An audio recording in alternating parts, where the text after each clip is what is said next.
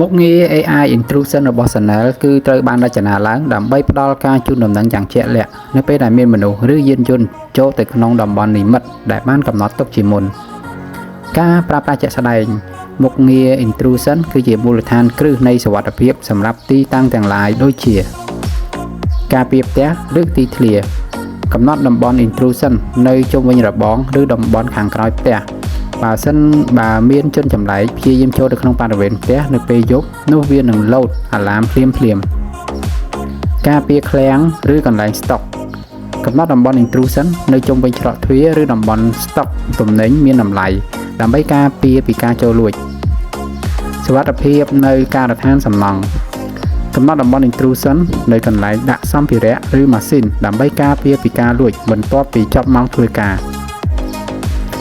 ដោយទៅនឹងមុខងារ AI ផ្សេងៗទៀតដែរនៅពេលមានការចាក់យកសកម្មភាព intrusion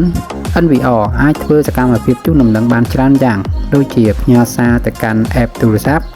ឬបន្លឺសំឡេងនៅ NVR តែម្ដង